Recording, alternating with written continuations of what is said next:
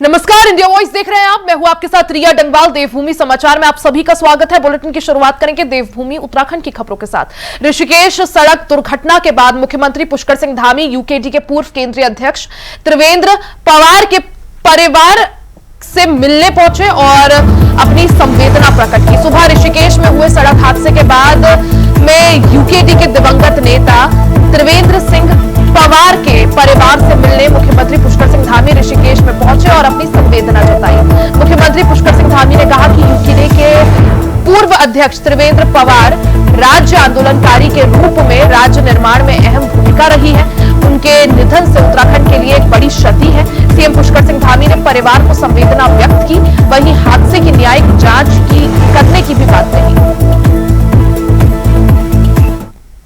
बहुत बड़ा योगदान है उनका जाना, हम सभी के लिए बहुत दुखद है, एक अपूर्णीय क्षति है और दुर्घटना हुई है। उसकी जांच के लिए पहले आदेश कर दिए गए हैं कि इस प्रकार की दुर्घटनाओं की पुनरावृत्ति में हम सभी इस अवसर पर दुखी हैं। भगवान से प्रार्थना करते हैं कि उनको अपने श्री चरणों में स्थान दे और उनके पारिवारिक जनों को, सभी को इस जो असमय कष्ट आया है, इस कष्ट को। केंद्रीय गृह मंत्री अमित शाह कल यानी 28 नवंबर को मसूरी स्थित लाल बहादुर शास्त्री प्रशासनिक अकादमी में आ रहे हैं। गृह मंत्री के इस दौरे को लेकर सरकार प्रशासन तैयारियों में जुटा हुआ है।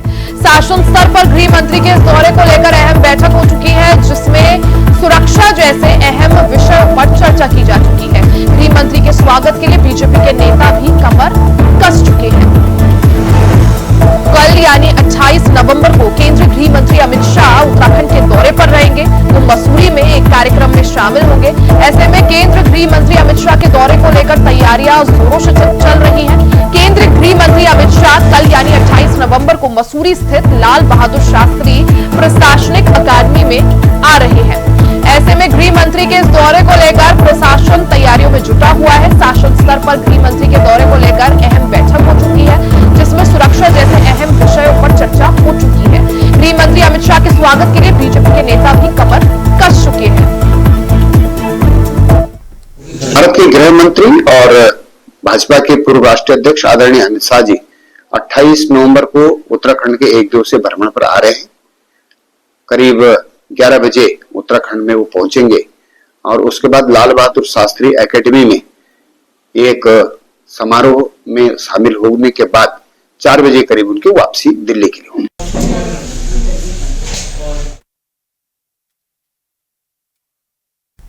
तो कल यानी 28 नवंबर को केंद्रीय गृह मंत्री अमित शाह उत्तराखंड के दौरे पर आ रहे हैं। उत्तराखंड के मसूरी में लाल बहादुर शास्त्री अकादमी में केंद्रीय गृह मंत्री अमित शाह एक कार्यक्रम में शामिल होंगे, एक समारोह में शामिल होंगे।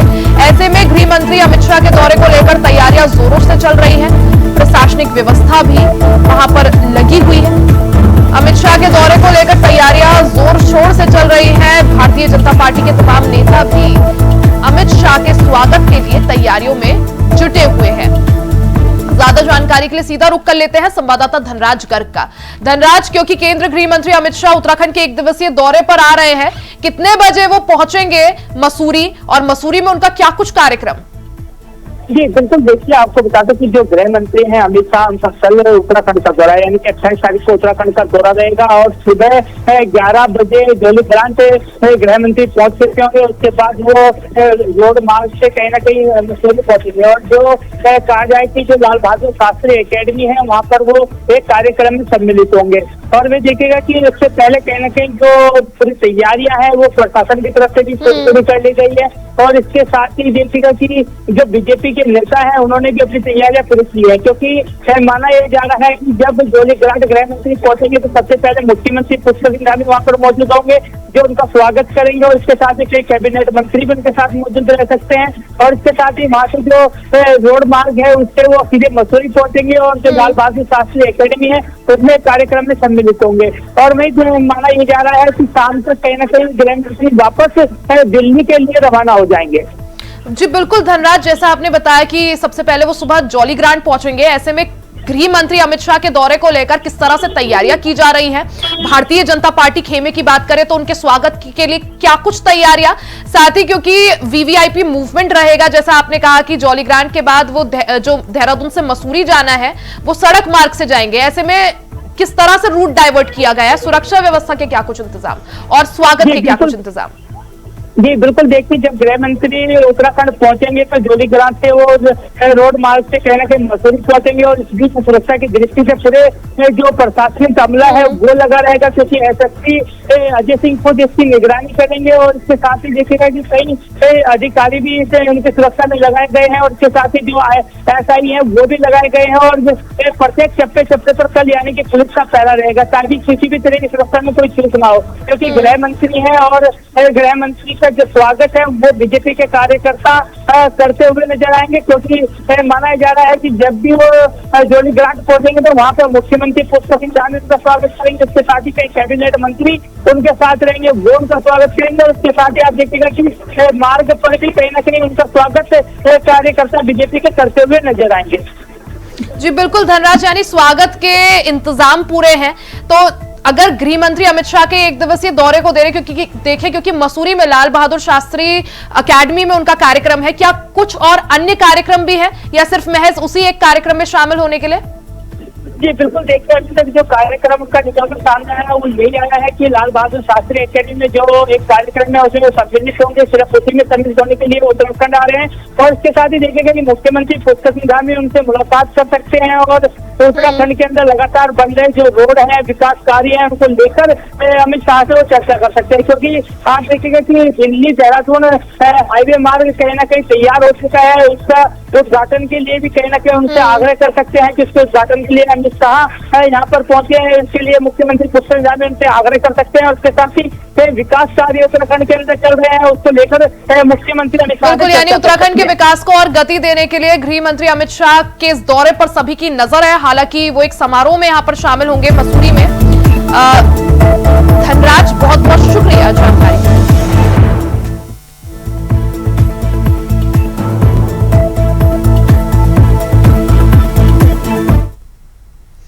वहीं दिल्ली दौरे से लौटे मुख्यमंत्री पुष्कर सिंह धामी ने मंगलवार को यमुना कॉलोनी चौक पर अपने काफिले को रुकवाकर पुराने परिचित दुकानदारों और आम जनमानस से मुलाकात कर उनका हालचाल जाना।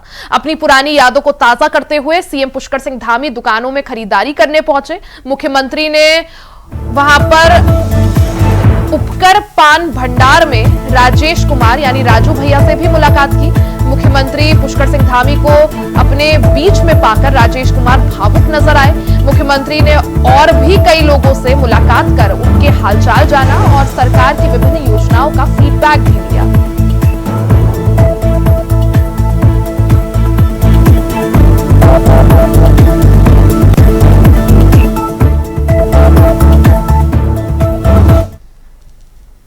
अब बात उत्तराखंड के निकाय चुनाव से जुड़ी बड़ी खबर की कर लेते हैं, जहां महंगे हुए निकाय चुनाव 30 लाख तक खर्च अब मेयर कर सकेंगे, पालिका अध्यक्ष कर सकेंगे 8 लाख रुपए तक का खर्चा, नगर पंचायत अध्यक्ष 3 लाख तक का खर्चा कर सकेंगे। आयोग में जमानत राशि में नहीं किया गया है कोई भी बदलाव, हालांकि नामांकन में भी अभी फिलहाल बदलाव नहीं किया गया है। मेयर 40 वार्ड तक 20 लाख रुपए खर्च कर सकेंगे, वहीं 60 वार्ड तक 25 लाख तक खर्च कर सकेंगे और 60 से ज्यादा वार्ड की अगर बात करें तो 30 लाख तक खर्च कर सकेंगे। तो अब उत्तराखंड में निकाय चुनाव को देखते हुए राजनीतिक पार्टियों के बीच हलचल तेज हो गई है। ऐसे में निकाय चुनाव को लेकर नया आदेश भी जारी हो गया है। निकाय चुनाव को लेकर ये बड़ी खबर बता दें, जहां निकाय चुनाव कराना अब महंगा हो गया है। 30 लाख तक मेयर खर्च कर सकेंगे।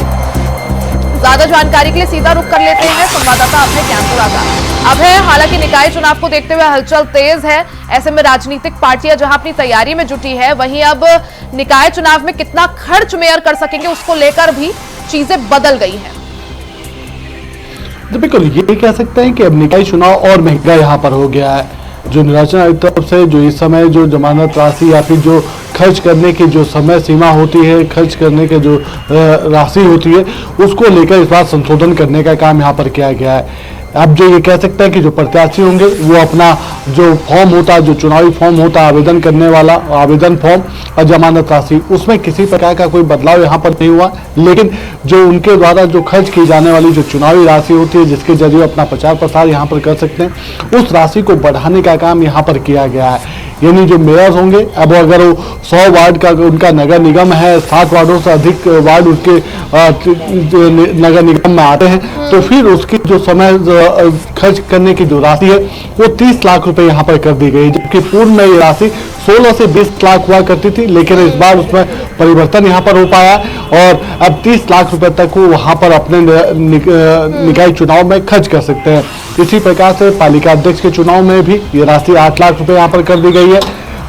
जो आपके जो पंचायत चुनाव, पंचायत अध्यक्ष जो होंगे और अगर वो चुनाव लड़ना चाहते हैं तो वो भी 3 लाख तक के खर्च यहाँ पर कर सकते हैं। तो सीधे तौर पर ये समझा जा सकता है कि सभासद से लेकर मेयर तक के जो प्रत्याशी यहाँ पर होंगे, यानी पंचायतों के जो अध्यक्ष भी यहाँ पर होंगे, नगर पालिका के जो अध्यक्ष यहाँ पर होंगे, उनको जो खर्च करने की जो राशि यहाँ पर दी गई है उसमें बढ़ोतरी यहाँ पर हो चुकी है। और ये सीधे तौर पर इसलिए कहा जा सकता है कि अब निकाय चुनाव की बेला आ चुकी है और ऐसे में उस बेला के तहत जिस तरह से संशोधन किया गया, इसके पीछे वजह क्या?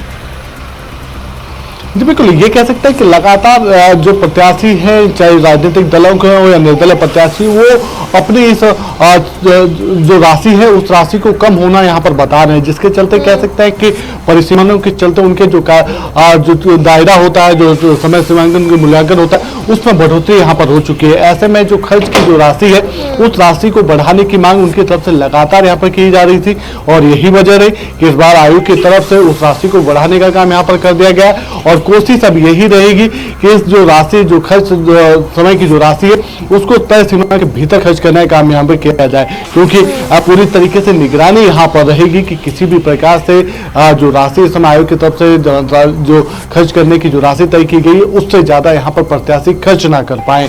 और अगर उनकी तरफ से ऐसा किया जाता है तो फिर ये उनके खर्च में जोड़ने का काम होगा और वो उनके लिए आने वाले समय में मुश्किलें खड़ी कर सकता है। महंगा इसलिए चुनाव कहा जा सकता है क्योंकि लंबे समय बाद ये चुनाव यहाँ पर हो रहा है, 1 साल से ज्यादा का इंतजार यहाँ पर हो चुका है और अब जब निकाय चुनाव की पूरी तैयारियां यहाँ पर हो चुकी है तो ऐसे में जो प्रत्याशी होंगे उनको जो चुनाव प्रचार के लिए जो खर्च की जो राशि है उसको बढ़ाने का काम यहाँ पर हो चुका है, तो उनके लिए लंबा समय है। यानी अपनी राजनीति को बनाए रखने के लिए, जनता के बीच अपनी पकड़ को बनाए रखने के लिए वो काम तो कर ही रहे, लेकिन जो उनका खर्च जो होता है, चुनावी जो खर्च होता है उसको भी बढ़ाने का काम यहाँ पर हो चुका है। तो अब वो खर्च आसानी से यहाँ पर कर पाएंगे और जनता को खुश करने का काम उनकी तरफ से जरूर किया जाएगा। जी ठीक है अभय, बहुत बहुत शुक्रिया जानकारी के लिए। अभय आप बने रहिएगा, आगे भी आपका रुख करेंगे।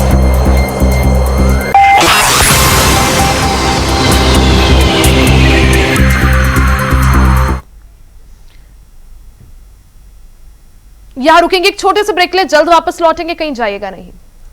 ब्रेक के बाद एक बार फिर से आप सभी का स्वागत है। खबरों में आगे बढ़ते हैं। उत्तराखंड के हरिद्वार जिले को छोड़कर बाकी 7,477 ग्राम पंचायतों में बुधवार शाम यानी आज से प्रशासक नियुक्त कर दिए जाएंगे। ग्राम पंचायतों में सहायक विकास अधिकारियों को ग्राम पंचायतों का प्रशासक बनाया जाएगा, जबकि क्षेत्र पंचायतों में 29 नवंबर से प्रशासक नियुक्त किए जाएंगे।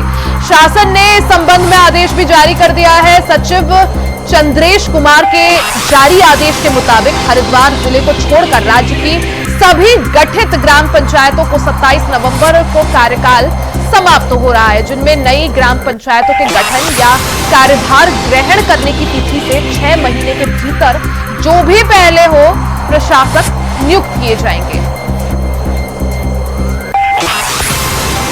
तो अभय हमारे साथ लगातार बने हुए हैं, सीधा रुख कर लेते हैं अभय कैंतुरा का। अभय, हरिद्वार को छोड़ के बाकी जितनी भी ग्राम पंचायत हैं अब प्रशासक उसका कामकाज संभालेंगे, क्या कुछ जानकारी?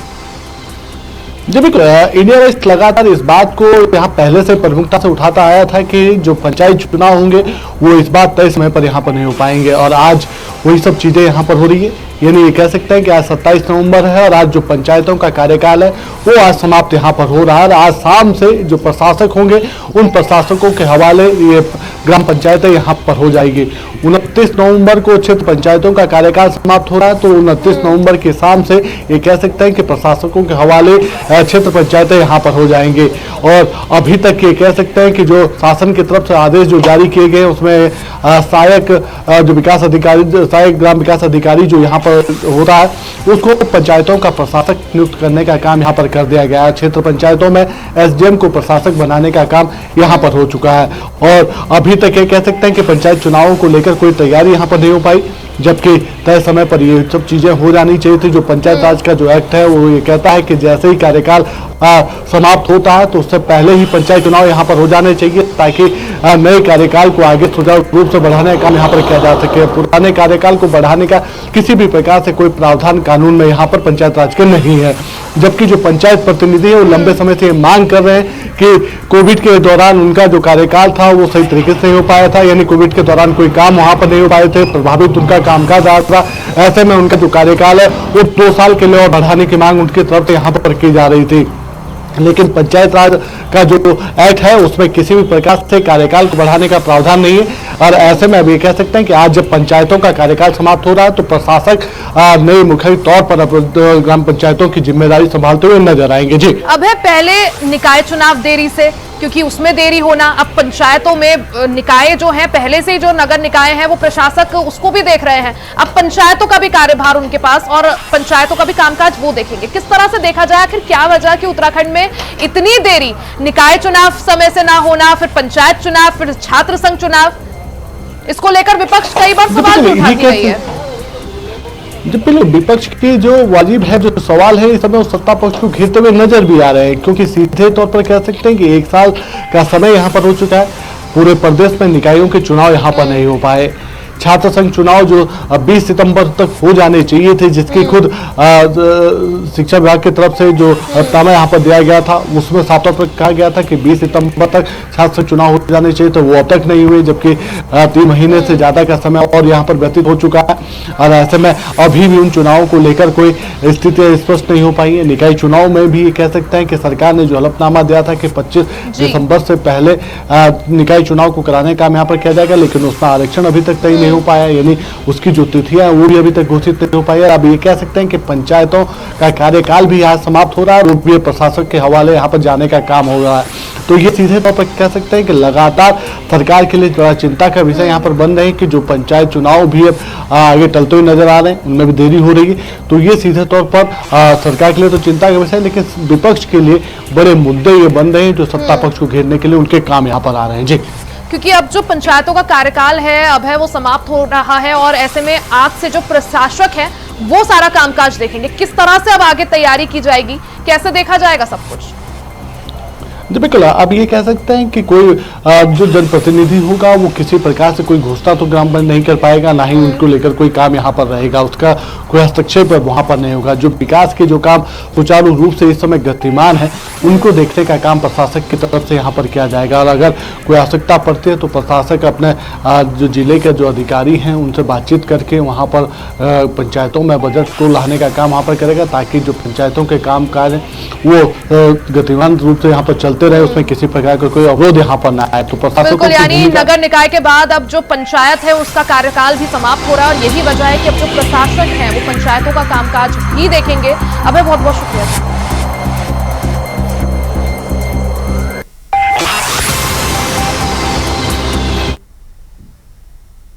वहीं राजधानी देहरादून में नवनियुक्त पुलिस महानिदेशक दीपम सेठ ने सीएम पुष्कर सिंह धामी से मुलाकात की है। मुख्यमंत्री पुष्कर सिंह धामी ने डीजीपी दीपम सेठ को शुभकामनाएं दी। साथ ही उन्होंने कहा कि राज्य में कानून व्यवस्था के साथ ही पुलिस को स्मार्ट पुलिसिंग की ओर ले जाना है।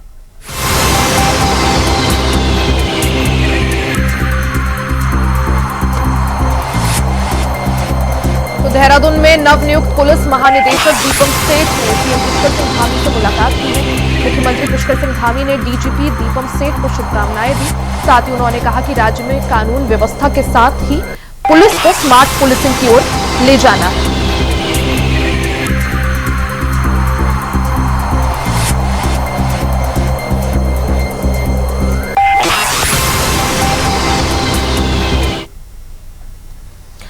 नई खबरों में आगे बढ़ते हैं। आपको उत्तराखंड से खबर बताते हैं, जहां उत्तराखंड में जोशीमठ से खबर, जहां हेलंग मारवाड़ी बाईपास पर विस्फोट और बाकी कार्यों पर नजर रखने के लिए बीआरओ ने 2 जवान तैनात कर दिए हैं। बाईपास निर्माण में विस्फोट की शिकायत पर संयुक्त निरीक्षण के दौरान बीआरओ ने इसकी जानकारी दी। दरअसल पिछले दिनों मारवाड़ी बाईपास पर कटिंग के दौरान विस्फोट करने का वीडियो सोशल मीडिया पर वायरल हुआ था, जिसको देखते हुए सेलग के ग्रामीण और जोशीमठ बचाव संघर्ष समिति को बीआरओ के द्वारा संयुक्त निरीक्षण किया गया, लेकिन विस्फोट के सबूत नहीं मिले। वहीं कार्यदायी संस्था पर नजर रखने के लिए बीआरओ ने 2 जवानों की तैनाती की है।